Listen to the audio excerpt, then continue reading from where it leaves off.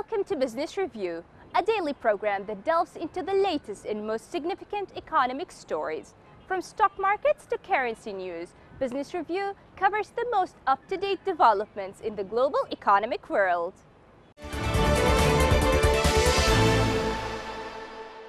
French Finance Minister Bruno Le Maire said France and the United States agreed how to press ahead with a global rewrite of cross-border tax rules for the digital era. Le Maire said he and U.S. Treasury Secretary Steven Mnuchin had set aside a bilateral dispute over France's digital tax on big tech companies to focus on securing a broader global deal this year that would include a minimal corporate tax rate.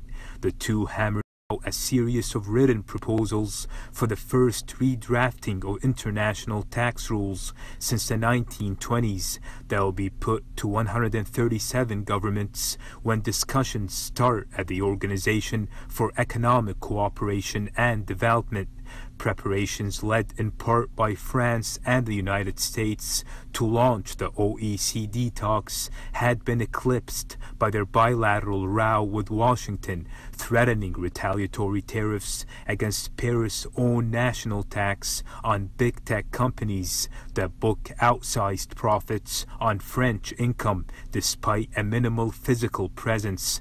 U.S. President Donald Trump and French President Emmanuel Macron had discussed the issue in a phone call earlier.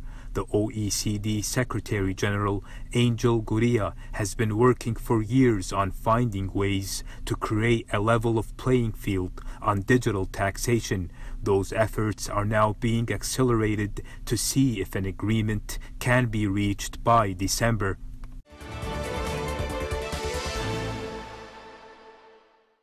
Venezuelan opposition leader Juan Guaido urged business leaders not to neglect Venezuela during its speech at the World Economic Forum in Davos.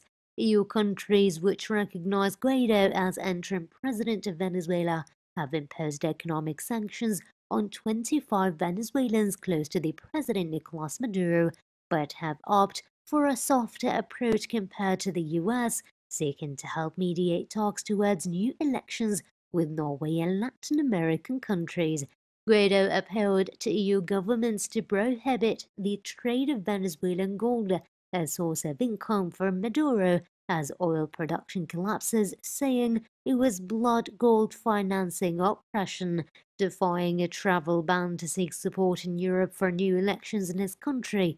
Guaido met British Prime Minister Boris Johnson before travelling to Davos to attend the World Economic Forum.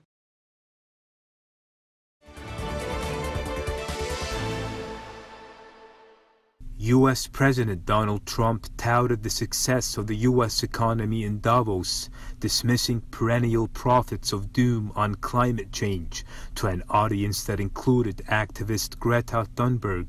Trump largely shied away from environmental issues, which are top of the agenda at the gathering in a Swiss ski resort of business leaders for the annual meeting of the World Economic Forum. Trump did not refer to teenage Swedish activist Thunberg, who responded to his speech by referring to empty words and promises from world leaders. Trump, who was greeted upon arrival with a huge banner calling for climate action, said the U.S. would join an initiative to plant 1 trillion trees, but spent several minutes of his speech hailing the economic importance of the oil and gas industries. In a wide-ranging address pitched to appeal to the Davos crowd, he said the U.S. was on far better economic standing than he had imagined when he took office 3 years ago. Trump also praised Washington's relations with China, having recently signed a trade deal. It was the second time Trump has taken the stage at the WEF meeting, too, in a wide-ranging address pitched to appeal to the Davos crowd, touting the achievements of his administration despite his unorthodox approach. Trump picked up on some of the themes he voiced in 2018.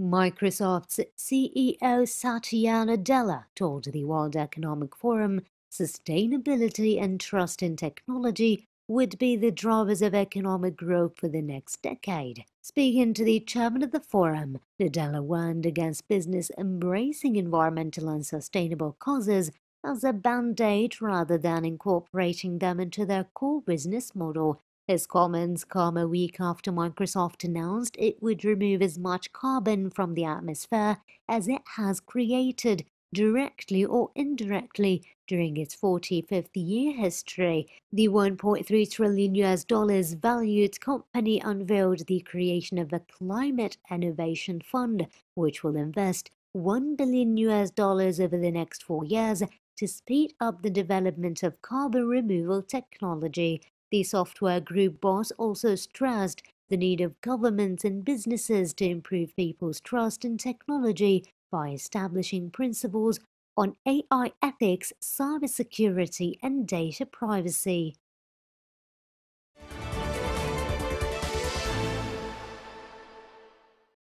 Venezuelan opposition leader Juan Guaido appeared in Davos, putting Latin America back on the agenda of the World Economic Forum. Elsewhere, U.S. Treasury Secretary Steven Mnuchin took a swipe at climate activist Greta Thunberg in some off-camera comments to journalists, advising she study economics before weighing in on the debate about fossil fuel divestment.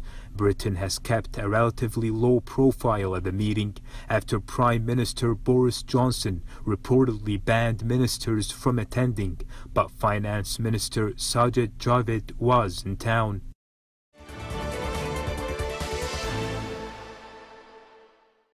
Cleanup and rebuilding efforts were underway in areas hit by recent bushfires as some businesses hoped to get back on their feet. Kurt Menzel has been running a successful wedding venue business for more than 12 years until bushfires wiped out his property, the Kangaroo Valley Bush Retreat, that consisted of a function hall, rock cathedral, lookout deck and lodging. Menzel said the retreat, located in Kangaroo Valley, a popular travel destination for urbanities in Sydney and Canberra, is fully booked for 120 weddings in the next 18 months, with the help of an insurance company and local authorities. Menzel started the rebuilding process just 2 weeks after the deadly fires.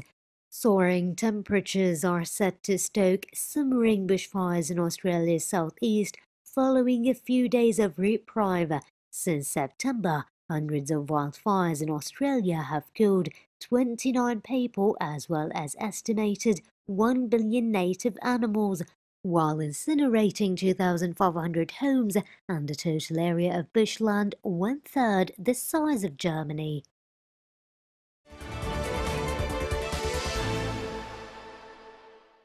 Lebanese Prime Minister Hassan Diab Hassan, whose government took office, told Parliament his government would not obstruct the 2020 budget that was prepared by his predecessor Saad al-Hariri.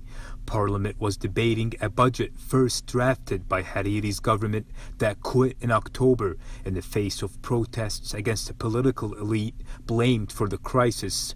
Some parties boycotted the session, with critics arguing that the Diab government should have presented its policy statement, won a vote of confidence in Parliament, and then presented the budget itself. Some protesters have rejected the new cabinet and accused the political elite of ignoring demands that include an independent government and fighting corruption.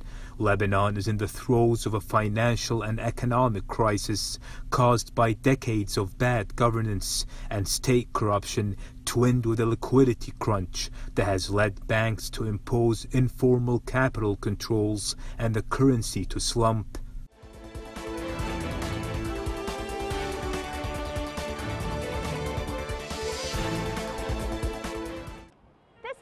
Business Review, your daily source for the most critical stories in the financial world. Tune in next time for the latest financial news impacting the world economy.